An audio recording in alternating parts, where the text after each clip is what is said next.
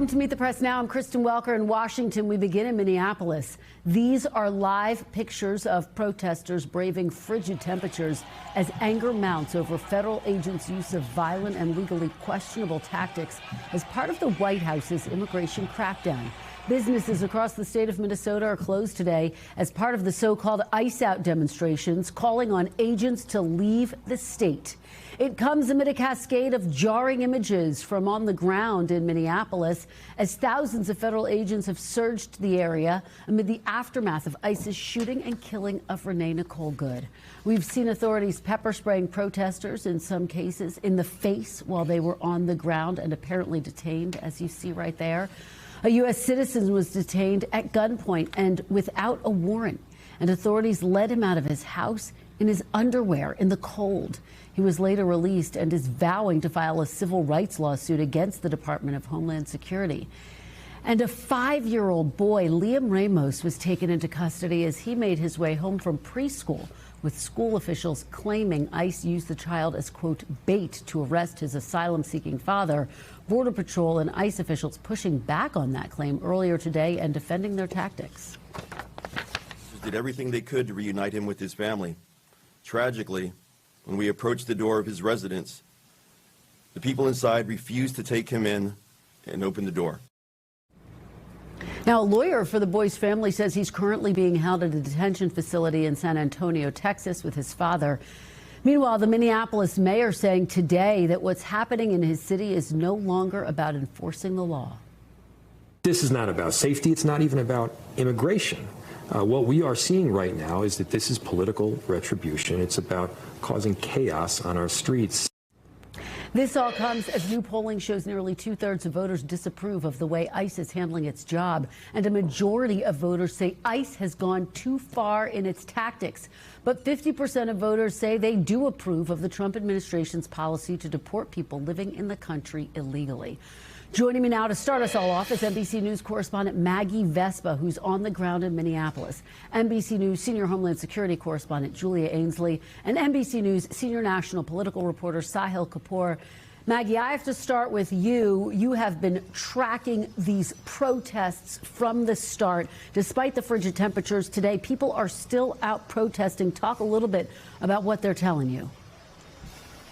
Yeah, Kristen, for sure. If we can bring up that new video that we just got in of the crowds out there, they are massive. It's incredibly striking how many people, easily in the thousands, have turned out for this ice out protest in the middle of a workday in -8 temperatures right now with a wind chill of -33. They've been marching through the city, basically toward U.S. Bank Stadium, which is where the Vikings play. If we do have those images, it's incredibly, there you go. This is basically the latest attempt to show unity against what a lot of people on the ground that we've talked to, and similar to what the mayor just said there, see as an invasion of their city. And it's really exacerbated by a lot of the latest kind of flashpoint headlines, including that about little Liam Ramos, the 5-year-old, the preschooler, who this week was taken into ICE custody when DHS says his father was arrested. And our producer on the ground asked people in the crowd how they feel about that kind of latest thread of this story of children being taken into custody, and he got this reaction, which was really striking. Take a look. They're kids, man. They're kids. How can you... What is wrong with you? What is wrong with you that you would do that to a child? All our producer said to get that reaction was literally, there have been headlines recently of children taken into ICE custody. How do you feel about it? And that reaction, Kristen, I think really speaks to the amount of pain, the amount of anger, and just the way this has really gripped this entire city in the weeks since these raids have unfolded. Well, and Maggie, it seems like that 5-year-old boy, the image of him in custody, feels like it's becoming quite frankly, an inflection point in this debate over how ICE is being deployed. You talked to a top ICE official about this. What are you hearing in that regard? Definitely. I mean, this is like, Kristen, a preschooler turned poster child for the outrage over these immigration raids. And just to kind of set the stage for people who are catching up on this, DHS says they were targeting the father of little Liam Ramos. You see him there, and that the father took off running, saying he was in the country illegally, that he took off running and, in their words, abandoned his child. They said no one in the house would come to take little Liam inside, so that's why they took him with them, eventually arresting dad, and now they have the two of them together. The school district has been saying that little Liam, in their words, was used as bait to try to lure adults out of the house. They're slamming DHS and ICE for having him in custody at all. So all of this to say, at this press conference today, we had top Border Patrol leaders and ICE leaders really frustrated about the narratives they feel like they've seen in the media and on social media, and they kept clarifying, listen, he is with his dad. He is with his family. He's at a family detention facility. They call it a residential center in Texas. He's safe. And so that prompted this exchange, this questioning from me. So take a listen. We still have people saying that they're outraged at the idea of little kids being held in custody at all. So what do you say to those people, and what kinds of conditions are young children being held in? As far as that family has not been separated. So it goes back. We've reported that. Yeah. So even with that in mind, he's in custody, being detained in Texas with his dad. Yes, with his dad. So that goes back to exactly what I just said, is many American citizens are separated when they're arrested, say by Minneapolis Police Department or any other police department. They are separated from their children when they're arrested. So take a look at what's happening here with this particular case. They're not being separated. That child is in the least restrictive setting possible. So that was effectively Gregory Ravino's answer, Border Patrol commander. And Kristen, I asked the question that way because he said it's being reported that Liam's by himself. He's not with his family. And I said, listen, we've reported several times in depth that he is being held with his father. Nevertheless, we're seeing this anger on the streets here. Well, Maggie Vespa, your reporting has just been remarkable from the ground there in Minneapolis. Please stay safe in those cold temperatures. We really appreciate your joining us. Julia Ainsley, let me turn to you and ask you about another piece of this. There's this memo that came out effectively saying that officers can, in fact, enter people's homes without a warrant. What can you tell us about this? Well, I will tell you about that quickly on the boy. We understand he did legally enter the country. He used the app that the Biden administration had. It is not unusual to detain families together and to arrest families together. What is unusual is they were targeting someone who was following the rules. So that's what we're learning about that today. As far as the memo, this actually has a much broader sweep. There's just not a face attached to it yet. But as we understand, there was a memo that went out in May allowing ICE officers to go into homes without a judicial warrant signed by a judge. They can use a administrative warrant that's just simply signed by the local ICE field office to enter a home. That's a totally different break from ICE precedent. Previously, they needed a judge because otherwise it was a Fourth Amendment violation of search and seizure. And now what we're understanding from two officials is that that actually began in July, or actually in June rather, when the head of the person who drafted that policy went to Los Angeles right before the immigration enforcement began in earnest there in June. All right. Well, great information, Julia, on both the 5-year-old and this really controversial memo that has now gone out. We really appreciate it, Julia. Thank you so much for being here. Sahil, let me turn to you on Capitol Hill. We know that the House did pass a bill this week to fund DHS for a full year despite a fair amount of Democratic opposition over ICE tactics. It now goes to the Senate. What are you anticipating happens there? Yeah, this is still up in the air, Kristen. It's not a done deal yet in the Senate, in part because of the manner in which this passed the House. Democratic sentiment has turned overwhelmingly against funding ICE without some guardrails and some restrictions, to the point where Congresswoman Rosa DeLauro, the top Democratic appropriator, who struck this deal with Republicans on this DHS funding bill and spent days defending it, turned against it and voted against her own bill in the run-up to passage. Only 7 centrist Democrats in the House voted for it. And by the way, they were the margin of victory. Without them, the bill would have failed. In the Senate, this requires 60 votes, meaning, assuming Rand Paul is a no, because he always is, 8 Democrats at minimum. One of the 8 Democrats who voted for the last government funding bill, Senator Tim Kaine of Virginia, it sounds like he's a no on this bill. Let's show his statement. He said that appropriations bills need to fund priorities, but also restrain a runaway executive. He said he wants guardrails and safeguards on ICE operations. Kane says, quote, "We are not living in normal times. The president is acting chaotically and unlawfully, and we shouldn't give his deranged decisions the imprimatur of congressional approval by passing this legislation without significant amendment," end quote. There is no amendment coming, Kristen, because as you know, the deadline is on Friday. The House has already gone on recess, so unless the Senate passes this bill as is, there will be a government shutdown. I should say Senator Patty Murray, the Washington Democrat, the Senate's top Democratic appropriator, defended this, said she said there is much more to do to rein in DHS. She was very critical of ICE, but she said, quote, "The hard truth is that Democrats must win political power to enact the kind of accountability we need," end quote. All right, Sahil. Well, fascinating to hear from both of them. Thank you for the view from Capitol Hill. We really appreciate it. Joining me now is Ty Cobb, who served as White House attorney during the first Trump administration. He's also a former federal prosecutor. Ty, thanks so much for being here. We really appreciate it. Wonderful to be with you, Kristen. Well, it's always wonderful to have you, and you are joining us at a moment of tense national debate. Let's just break through some of the top lines that we know. In Minnesota, we've seen protesters who's disrupted a church service arrested. That 5-year-old boy who we were just talking about detained by ICE. A whistleblower report that DHS officials are authorizing immigration officers to forcibly enter homes without a warrant.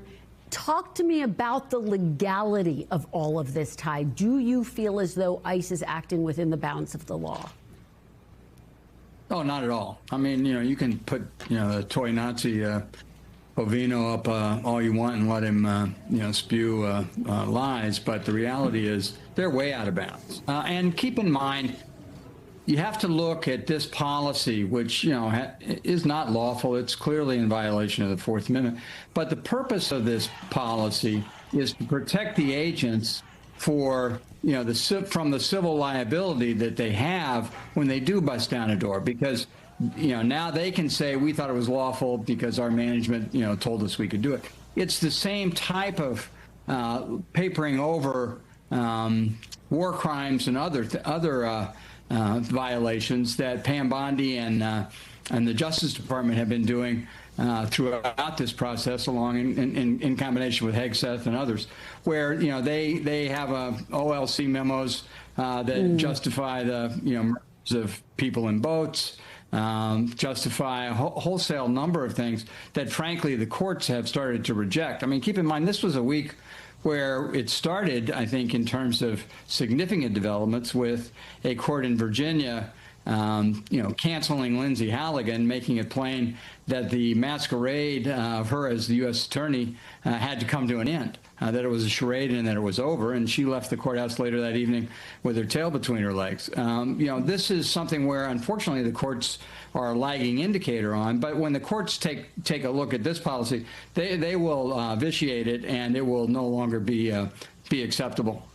Ty, I have to ask you about this 5-year-old boy. It does feel as though the fact that he has been detained has become an inflection point in this entire debate. ICE is basically saying, look, we took him into custody. He is in custody with his father currently. What do you make of how that situation specifically is being handled and how it speaks to this moment? Yeah, Bovino made it sound like he was at Disney World. I mean, the reality is he's 1,500 miles away from where he lives. The theory that, he's somehow enjoying this, or that he's safe, in Texas, that's absurd. This kid is a citizen. This kid is lawfully here. It's just insane that these guys, run amok the way they do. And, keep in mind, during the election, what you heard, repeatedly over and over is that this policy would not, be used for the ethnic and racial cleansing that Trump is using it for. This is a policy that was designed to go after murderers and bad guys. It's not murderers and bad guys. It's dishwashers, gardeners, nannies, people of modest means doing jobs that most Americans will not undertake. Well over the majority of detainees thus far have no criminal records. So this is really, really run amok. It needs to be reined in. I think I think the gentleman who cried on camera going, these are kids. What are you doing? What are you thinking? You know, that almost made me cry. And I think that's the reaction of certainly Americans, you know, with a heart that are not under the influence of the Kool-Aid that allows Trump to be supported. Let me ask you about the investigations that have been opened now into the governor and the mayor of Minneapolis. Do you actually, they have been defiant. They say this is, they are being pursued for political purposes. Do you think that they will ultimately be indicted? Ty, how do you see this playing out? You know, we've seen grand juries around the country start to reject the types of revenge prosecutions and intimidation prosecutions that the authoritarians under Bondi and Trump have, you know, tried to do. I hope that that'll be the case here. But it clearly has no legitimate basis. I mean, you know, just think about it. When was the last time a mayor and a governor couldn't righteously complain about the fact that one of their citizens was murdered by a federal officer? Which is really all they did. You know, this is an administration that punishes its political enemies. You know, pardons fraud committers, pardons, you know, major authoritarian salesmen of drugs within the United States, but all because that they're supportive of Trump.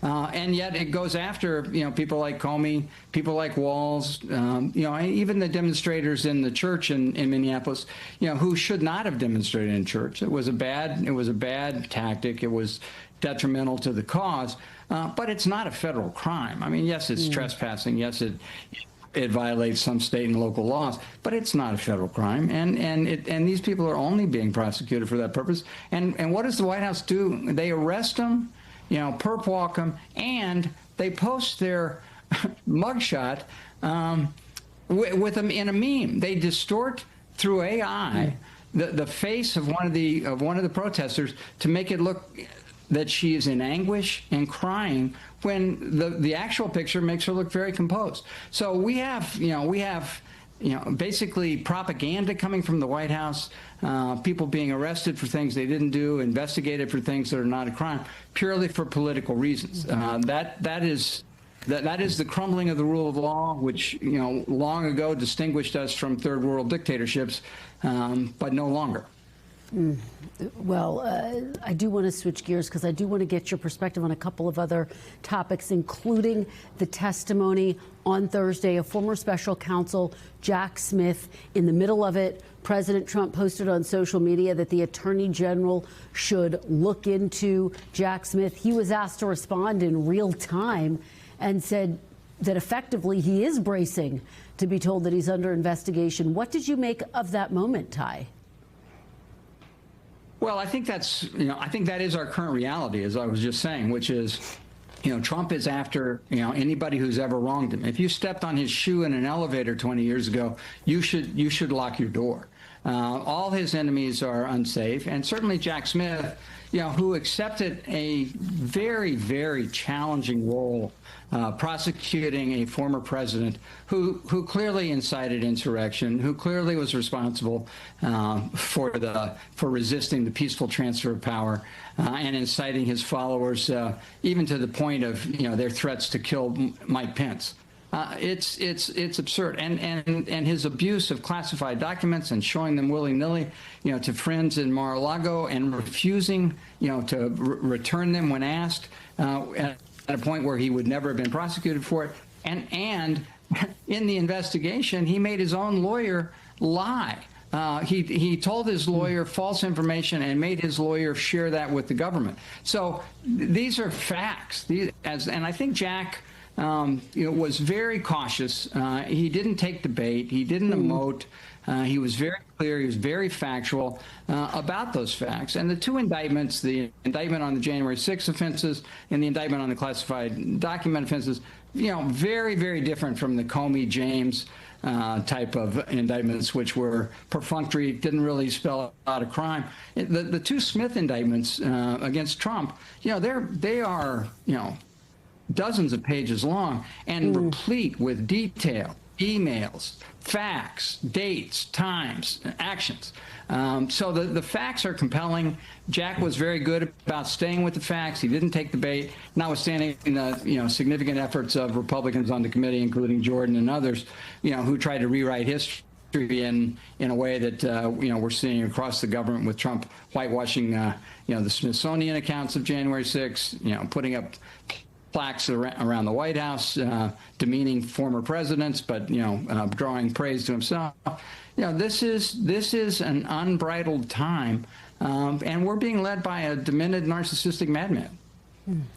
I want to ask you finally, Ty, the president, speaking of his social media posts, also posted on social media a couple days ago that perhaps he should seek a fourth term. He says record numbers all over the place. Should I try for a fourth term? We should note that polling shows that actually he's underwater in various different areas, and he's only served 2 terms so far. He's in the middle of his 2nd term, I should say. What did you make of that post? Do you take him seriously?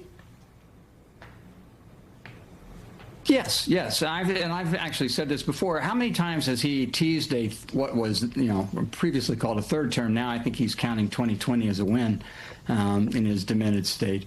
But the reality is, we've seen so many statements from the president, where he teases a 3rd term and then says, "Oh, I'm just kidding. But he's not just kidding. He's not kidding at all. He's not kidding when he says maybe we don't need election. And all you have to do is look at the insane letter he wrote the Prime Minister of Norway about being untethered now from any obligations to seek peace because Norway denied him the Nobel Prize, notwithstanding the fact Norway has nothing to do with who gets the Nobel Prize. It's given by a group in Norway that's not under the influence of the government. But that was just insane. And then you saw the 2 speeches he made at Davos, or the speech he made before he went to Davos and the speech at Davos.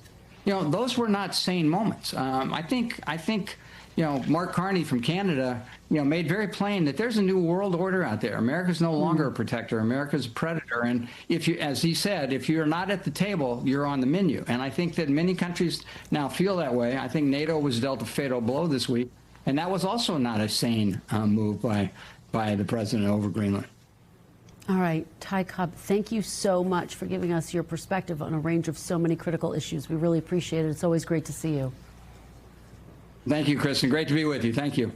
Thank you. And we are also monitoring that massive and potentially historic winter storm that's threatening to bring snow, ice, and dangerously cold temperatures to more than half of the United States. At least 179 million Americans from New Mexico all the way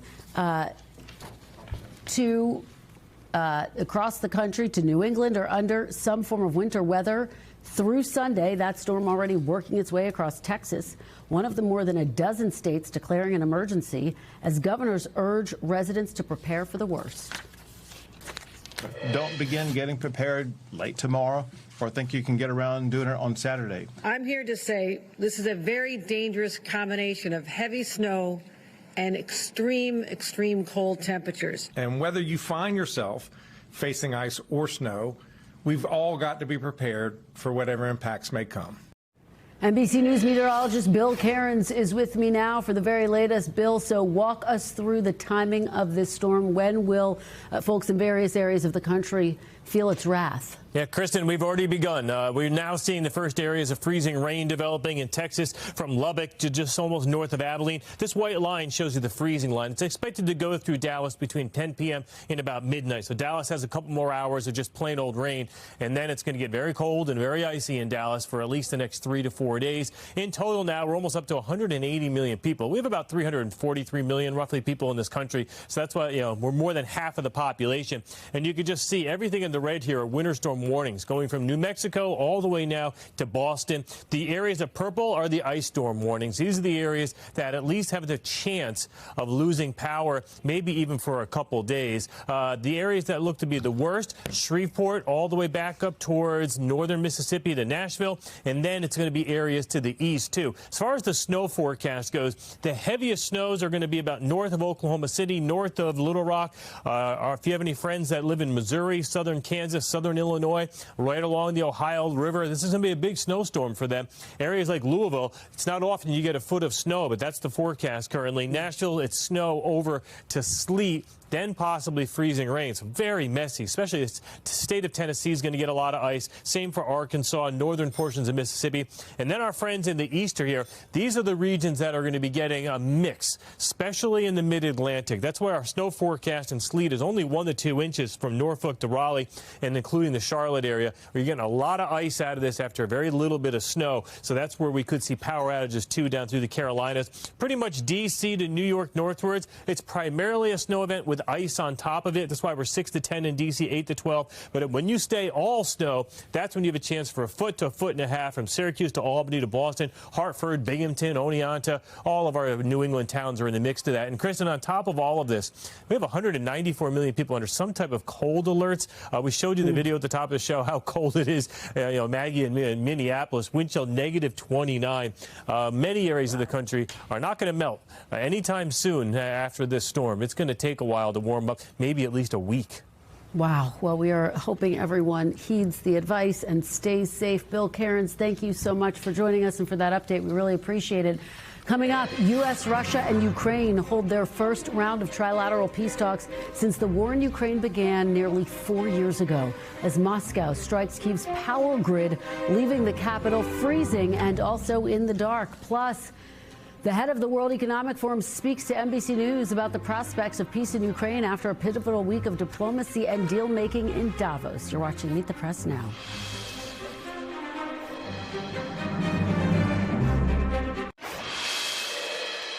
Just last year, here in Davos, I ended my speech with the words, "Europe needs to know how to defend itself." A year has passed and nothing has changed. Right now, NATO exists thanks to belief that the United States will act, that it will not stand aside and will help. But what if it doesn't?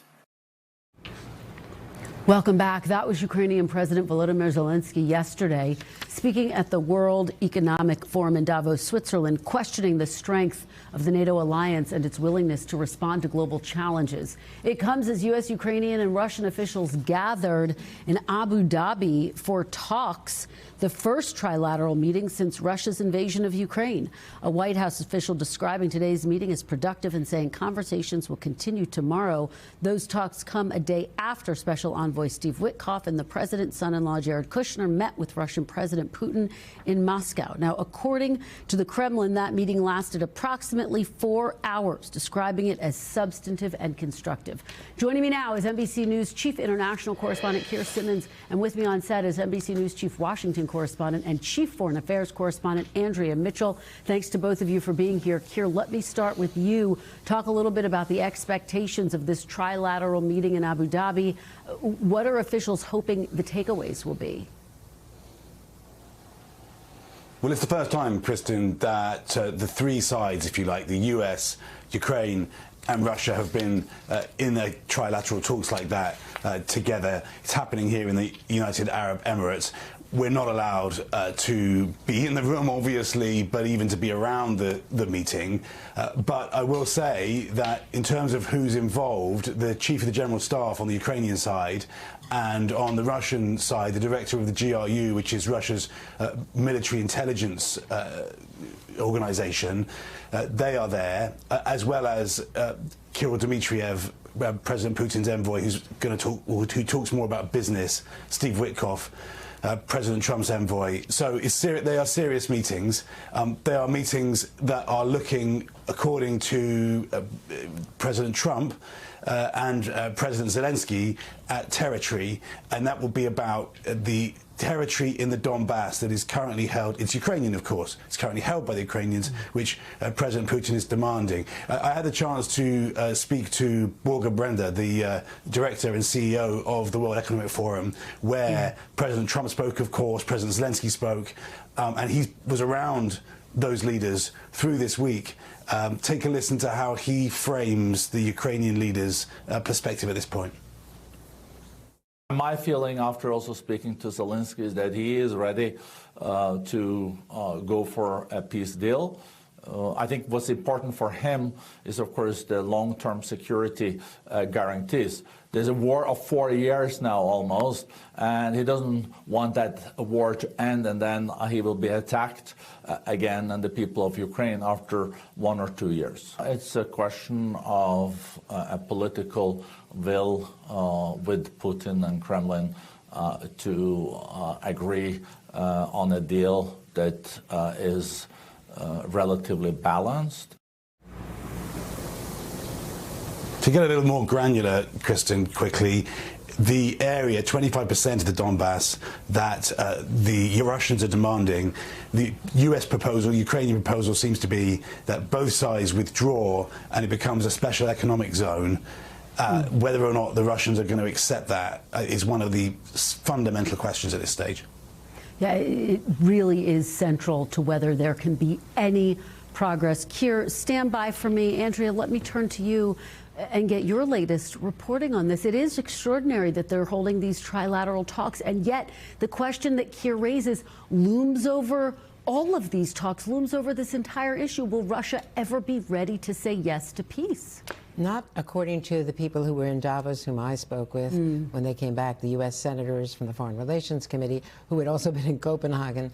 They feel, first of all, that NATO has been severely weakened by what happened with, the whole Greenland push, the threats, the pullback, the statements that the president made in his speech against NATO, saying inaccurately that NATO has never come to the U.S. defense and never would come to the U.S. defense, when in fact they did once in its 76-year history, and it was in Afghanistan after 9/11. So that was insulting. They feel that the cohesion of the alliance has been severely damaged, and Zelensky is clearly concerned about the security guarantees, because he believes that in Mar-a-Lago he got security commitments from the President of the United States. But President Trump's commitments don't seem to hold up very much when it comes to Ukraine versus Putin, and Ukraine is absolutely getting hammered in the cold weather. The utilities have gone, the power is gone, people are freezing. It's just a very difficult time in Ukraine. And they are very nervous that Putin, who has not agreed to European security agreements, will never agree to American troops being on the ground there in Ukraine. Well, and Andrea, I want to follow up with you on this point that you are making about the damage that may have been done between the United States and its European allies. I do want to play a little bit of what UK Prime Minister Keir Starmer had to say in response to this idea that NATO allies had never come to the U.S. defense. Take a look. And so I consider President Trump's remarks to be insulting and frankly appalling. We have a very close relationship with the US, and that is important for our security, for our defence and our intelligence, and it's very important we maintain that relationship.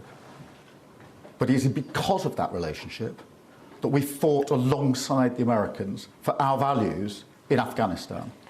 And it was in that context that people lost their lives or suffered terrible injuries. Andrea, are your sources telling you that a line has been crossed? Is this, in fact, an inflection point? Would you go that far? What they're saying is that they believe it is. Now, we're going to Munich and everyone will be together again, but it was in Munich just a year ago that J.D. Vance insulted Europe. And since then, Marco Rubio and the whole establishment of the administration has come out with this new national security strategy, which pivots away from Europe towards the Western Hemisphere. They saw what happened in Venezuela. They don't trust any of the explanations for what's been happening in the Caribbean against the boats. They say that's a smokescreen. So there's real concern. And you heard about the Mark Carney speech in Canada. That was a lot more resonant than President Trump's speech, which frankly had a lot of threats, but then the pullback on both tariffs and on military force. They don't know what to expect from the U.S. And Keir, let me turn back to you. What was so notable, you had President Trump forming this board of peace to the point that Andrea is making, initially inviting Canada, then retracting that invitation. You have Russia saying we'll think about joining. You have European allies saying that they're not going to join. How does that play into this broader picture, Keir? Well, the board of peace is fascinating because there's clearly a question about how long it lasts after President Trump is no longer president. But he will be chairman of the board of peace, according to its charter, forever, for as long as he wants to be, until he hands over to another chairman who he chooses.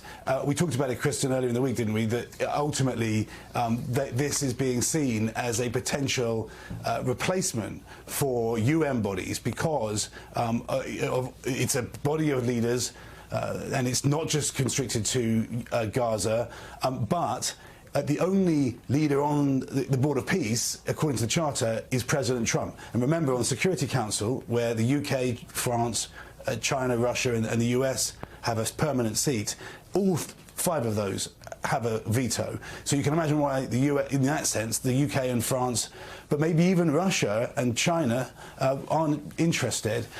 It's a bulldozer, another Trump bulldozer on the international scene.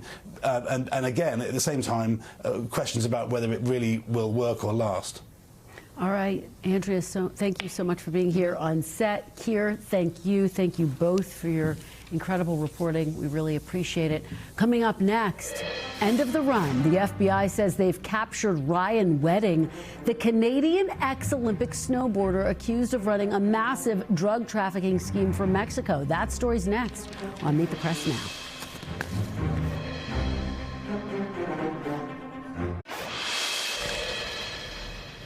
Welcome back. A former Olympic snowboarder turned alleged drug kingpin is now in custody. The FBI announcing today that Ryan Wedding was arrested yesterday in Mexico. You are looking at new video of Wedding deplaning in Ontario, California. Wedding, who represented Canada in the 2002 Salt Lake City Games, was on the FBI's 10 most wanted list. FBI Director Kash Patel calling him one of the largest narco traffickers in modern times. He is a modern-day El Chapo. He is a modern-day Pablo Escobar. And he thought he could evade justice. But these brave men and women put together a prosecution package, put together an investigative package, put together an operations strategy. And here we are today, bringing him to justice for trafficking hundreds of kilos of cocaine and also for the murder of innocent civilians. NBC News Chief Justice and National Affairs Correspondent Kelly O'Donnell joins me now. Kelly, you and I have discussed this case for quite some time. It's out of a movie, and today Kash Patel called Ryan Wedding the largest narco trafficker of modern times. Talk about what specifically he's facing. What is so stunning about Ryan Wedding is his ability to excel in 2 very different arenas. As an athlete, and then on the criminal side, where he put together a large enterprise, and he grew that from earlier arrests and charges related to some smaller kind of drug trafficking to this global enterprise worth an enormous fortune. They have been looking for him for years. They believe that he attempted to change his appearance, that he was using some aliases, and ultimately, perhaps surprising in all of this, after a huge reward offer of $15 million, we don't know if someone led to a specific tip, but they worked with the Mexican authorities, and they were able to apprehend him by surrender. So there was no incident associated with it, and that ends a long time on the lam, and now begins what they expect will be a long process to try to prosecute this case. So talk a little bit about what you are watching for next. Where does this go from here, Kelly? So this is a combined charges of drug trafficking, and it includes this conspiracy charge where they allege that he ordered the murder of a person who was going to be a witness in a trial, and that murder happened. And so they have amassed a lot of material, but also he has been part of this complex international cartel with their support and backing. So It's going to be difficult, perhaps, to get some of the witnesses, but they have been doing a methodical case. And for the moment, for this day, they want to sort of cheerlead this accomplishment of getting one of the most wanted fugitives off the books and in custody. Well, it's a remarkable development. Kelly O'Donnell, thank you so much for being here. We really appreciate it. Great to see you, as always. Coming up after the break, Senate showdown. Meet the Texas-sized Democratic primary fight that's drawing national attention as Democrats debate the future of their party in the run-up to the midterm. Stay with us on Meet the Press Now.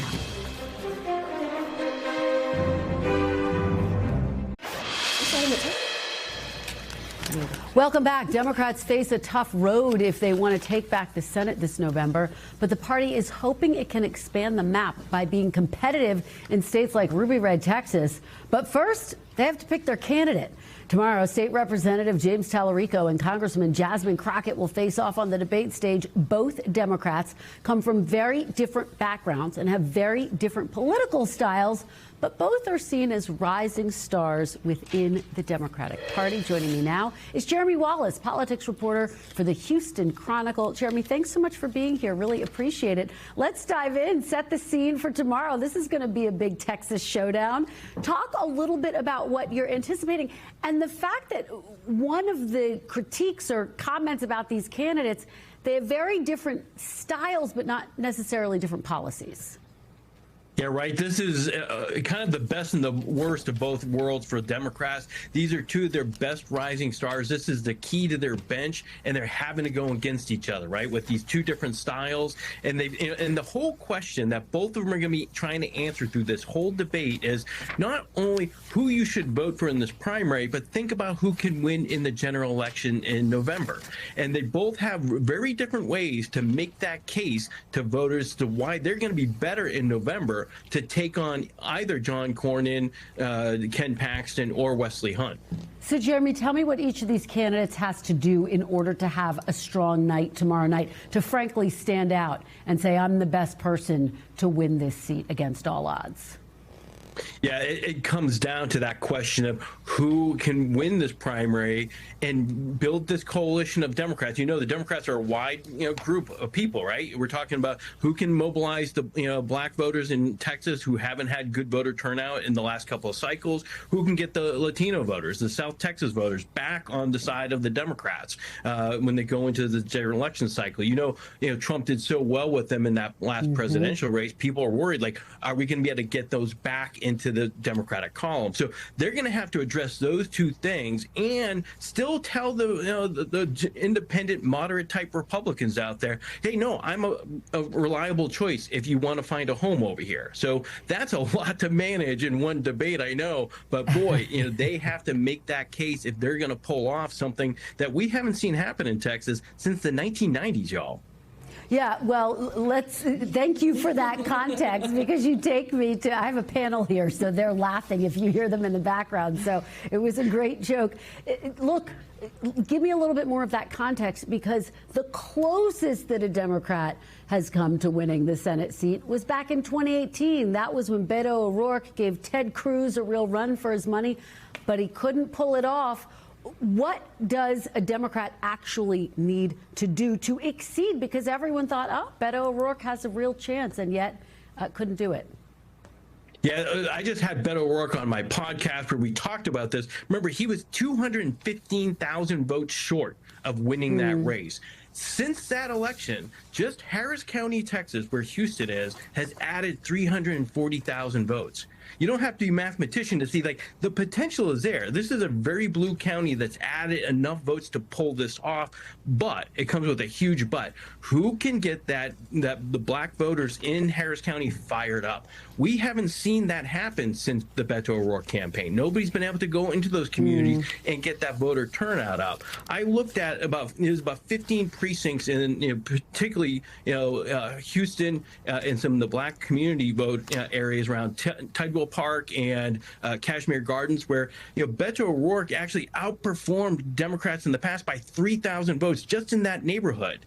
But when Colin Allred ran, just last cycle, he actually went 1,000 votes short of where Beto was. So you see, like, It's a tough challenge for whoever wins this. And Jasmine Crockett's trying to make the case that, look, I can go into these communities. I can talk to them in a way that you haven't heard since the Beto O'Rourke campaign. And if I get them fired up with the voter registration changes in Texas, there is a pathway. All right. Well, it's going to be a fascinating race. Jeremy Wallace, thank you. Stay in close touch. We're going to have you back soon as we continue to track this race. Really appreciate it. Great to see you. We want to turn now to new numbers that suggest the president's 2024 coalition risks potentially collapsing ahead of the midterms. The president's current level of support looks more like it did in 2020. That's when he lost re-election and Democrats took full control of Congress. A New York Times Siena poll shows the president's net job approval has dropped double digits compared to his 2024 level of support at the polls among Hispanic voters and non-white voters. More broadly, as well as with young voters, that critical voting bloc. His support falling to levels at or below where it was in 2020. We should note some voters who viewed the president unfavorably still ultimately voted for him. But whether that same goodwill extends toward the rest of the Republican Party in the midterms certainly remains to be seen. One of the big questions we'll be asking. Joining me now is Deepa Shivram, White House correspondent for NPR, Chris Meyer, Democratic consultant, and Ashley Davis, former George W. Bush administration official and a Republican strategist. Thanks to all of you for being here. Deepa, let me start with you. What do you make of these new numbers, which I just laid out? The fact that you see all those negatives stacking up as we're getting pretty close to the midterms here. No, and we know the president is someone who consumes a lot of news and is, watching probably some of his polling numbers come in, which follows last month's polling numbers that came out, which also didn't really spell good news for the president, especially on issues of the economy, which he's historically been really strong in. You've seen a little bit of his immigration approval numbers dip, also an issue he's historically been very strong in. And then as a result, you're seeing the president, if you've been following his Truth Social posts, lashing out a little bit. And, speaking of this New York Times poll, questioning its legitimacy, of course, and potentially bringing up a lawsuit against pollsters. Yeah, Ashley, pick up on that point and what we're seeing in these polls. What are the types of conversations you're having with fellow Republicans about these polls? Deepa referenced the polling on immigration, which is so fascinating because the majority of people still support deporting people who are here illegally. And yet, when you drill down on the numbers more deeply, ICE is becoming less and less popular. It's becoming a flashpoint for the administration. Absolutely. And my background's Homeland Security, so I 100% understand this issue, and I support making sure that our border's secure. But I think that you see this swinging. I mean, after Trump in 2020, and then Biden went the opposite way of opening the border, and now we have the opposite way again of maybe Trump closing the border, and then the ICE issues have been an issue for him.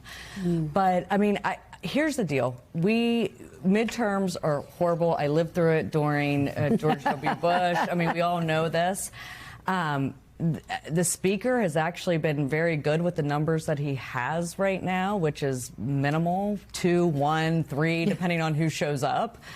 But I really think that the president, and actually Susie Wiles, his chief of staff, he's going to be on the road now pretty much the next week, every week for the next year until the elections. He or his cabinet. Is that going to be good or bad? Well, that was my next question. However, I do think that the president doesn't want, I mean, we all know that he loves the ego aspect of this, and he does not want to lose. So I think he will put everything into trying to win. But listen, we need to dial back a little bit on ICE. We need to make sure that that affordability is a good issue. And right now, Democrats are winning on that issue. That's interesting to hear you acknowledge that. Chris, let me turn to you on that point. We have seen a real focus on affordability with these Democratic candidates, Mikey Sherrill, for example. And I think that it's been very clear that's still the top issue for voters. But I want to put up the generic ballot and look at the latest New York Times Siena College poll, which suggests that Democrats do have an advantage, 5 points. So it's an advantage, but it's not a huge advantage. It's right outside the margin of error. What do you make of that number, Chris? How much confidence is it giving Democrats? I mean, I think we're headed in the right direction, right? But we have to remain laser focused on what voters care most about. I think one of the problems that Donald Trump and this administration are running into is an issue of misplaced priorities. Voters are saying, hey, This is not what we signed up for. I'm all for border enforcement, but what we're seeing in Minnesota and these actions by ICE, that's not what we signed up for. I want to wake up in the morning and know that the president is working every single day to lower the cost of my groceries, my health care, my rent. Instead, I'm waking up and I'm seeing headlines about him wanting to buy Greenland or whatever he's focused on that day. The president's not focused at all on affordability. Democrats have been able to. You mentioned Mikey Sherrill in New Jersey. Every single county in New Jersey, every single demographic, white working men, black, Latino, they all moved towards Mikey Sherrill because she was so laser focused on affordability, and she took action on day one of her administration just on Tuesday. Ashley, pick up on that point. We saw it with Mikey Sherrill. We saw it in Virginia as well. Latino voters, part of that Trump coalition that he was able to bring together in 2024, just started to erode in those critical races. How much stock do you put in what we saw in some of those gubernatorial races? I think this is why he's going back to a populist message right now. I mean, the 10% credit card, and the healthcare message that he's doing. I mean, listen, Republicans lost on the healthcare message during the shutdown. Now, I do have to say that we were able to pass every bill pretty much in the last month. So I think the shutdown was a farce, both on the Republican and Democrat side. However, I do think that he needs to concentrate on that and making sure. I mean, he's actually dealing right now with Elizabeth Warren on the credit card deal. I mean, if he can get something like that passed, does he bring a coalition? But listen, our biggest problem as Republicans is he's not on the ballot. He brings out people. Whether you love him or hate him, he brings out people, and that's not going to happen in this term. It is interesting to me, like, how much on the margins, of course, this election will be. Midterms are, like, really tight, and in the times we live in, really, really tight, right? And the battleground is smaller. And the battleground is smaller, and you just see, like, in some issues that both the White House and some of these, governors, some of these 2028 contenders are focusing on. Just last week, the White House and some of these bipartisan group of governors were trying to make this announcement on lowering energy costs around, these AI data sets. These micro issues are going to be the thing that matters, and who's coming together to talk about it, I think, is really significant. Well, I want to put up another group of polling here. This is President Trump's polling by issue. Deepa, you brought up the point that immigration is still largely a positive, but has gone down a bit. Look at his net approval on some of these other issues. The U.S.-Mexico border, he's at +3. Venezuela, -13. They're all negative. Ashley, when you see that, the economy, -18. I mean, that's the top issue for voters. Is there enough time, even if he's out on the campaign trail, to reverse some of those numbers? Well, there is a number that I think that we're missing right here is his 40% approval rate or whatever it was with the New York Times. By the way, I don't believe in polls ever since Eric Cantor was up 13 and lost. For those that remember. I remember. But Democrats are still 10 points down on that same poll. So, I mean, I think that no one likes anybody. I mean, this is why Trump came in. Let's remember this, because everyone was done with the establishment. So that's, I think, the bigger problem. I mean, I think it's an issue of whether Donald Trump can remain focused on affordability. He goes out, they say he's going to give a speech on cost of living, and then he calls affordability a hoax in that same speech. So he has to be able to maintain that focus if Republicans are going to make up any ground at all. And so far, we've seen Democrats able to maintain their own focus on affordability. All right, guys, great conversation. Thank you so much. Stay safe in this storm. Deepa, Chris, and Ashley, we appreciate it. We'll be back Monday with more Meet the Press Now. And if it's Sunday, it's Meet the Press on your local NBC station. I'll have exclusive interviews with Deputy Attorney General Todd Blanche and Senator Adam Schiff, as well as documentary filmmaker Ken Burns. Don't miss it. There's more ahead on NBC News Now. We thank you for watching, and remember, stay updated on breaking news and top stories on the NBC News app or watch live on our YouTube channel.